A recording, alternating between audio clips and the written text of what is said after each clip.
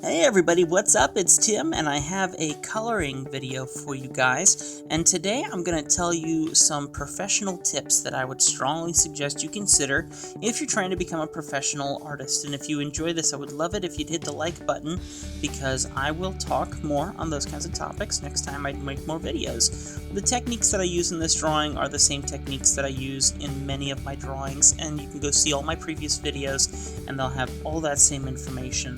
So I will skip telling you about how I drew this. I hope that you enjoy watching it though, and if you want to learn more, then you can go take the bait and take a look at some of the other videos that I have on my channel. And if you like it, hit subscribe, hit the like button, let me know in the comments. It means a lot to me.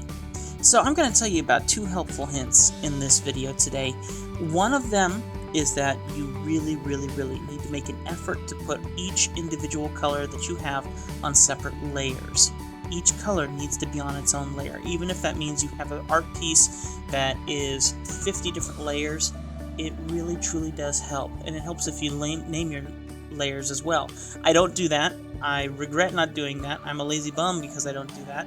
But the truth of the matter is, if you need to make a change, like in my style, most of my stuff is very flat toned, and then I use gradients to fix things. So if all my layers are on a single layer, or all of my colors are on a single layer, that's what I meant to say. If I try and do any shading, I can't protect my other colors, and it would affect things. So by putting everything on its own layer, it makes it so much easier when you go into shade. And my technique is usually sketch, ink, color with flats, add shadows with a single layer using a dark red and bringing down the opacity. And then the next thing I do is I go in each one of those flat layers and I figure out what I'm coloring, and I just shade just that color area. And I go through each layer. By the time I'm done going through all those layers, my art piece is done. Unless I want to put in some highlights or something. It's basically a 4 or 5 step process to get to completion. It works really well for me, and it keeps my production fast. The second thing I want to tell you about is drawing in symmetry. You're not always going to get the chance to do that, but if you get the chance, it is really fun to draw in symmetry in Clip Paint Pro. I keep getting this name mixed up for this program that I use, but it's Clip Paint Pro.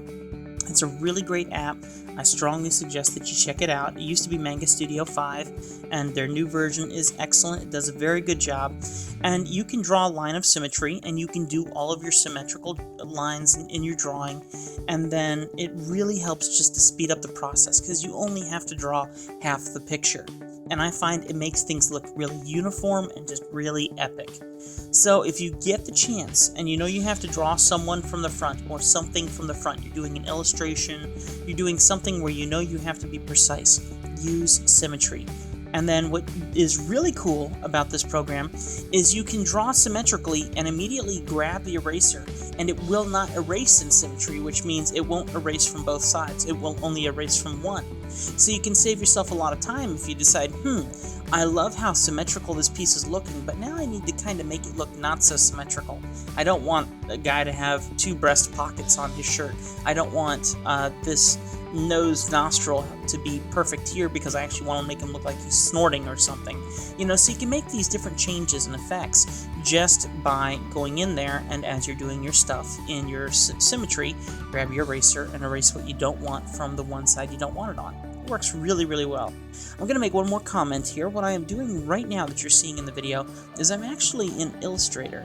And Illustrator is really great for doing warping of letters and things like that. It takes a little bit of practice to get used to working in vectors, but it does a really good job. Let me let you guys know one more thing before I let you go. I have upgraded. I bit the bullet, believe it or not. I am now a CC'er, which basically means I use Creative Cloud. So all of my new programs for Adobe are Creative Cloud. I hate spending the $50 a month. So any support that you guys can offer through my Patreon account would be amazing. You have no idea. I would love to be able to know that if I can make a video that I can pay for my Photoshop stuff through that. Well, not my Photoshop stuff, but my Creative Cloud stuff. You guys know how it is. You know how it is to live from day to day on a paycheck. So I greatly appreciate your support. The link for Patreon is down below. We would love to have you on there. If not, please just hit the subscribe button. Tell me what you think of the video. It means a lot to me. I hope that you enjoyed this drawing. This guy was awesome. He actually watched me draw it from start to finish over live stream because I was on Picarto.tv. And you're welcome to take a look on there and subscribe to me on there, and maybe you'll find me doing live stuff. I do it randomly, but it's fun when we get on there. Love talking with you guys. Thank you so much for watching. I hope that you've enjoyed this video.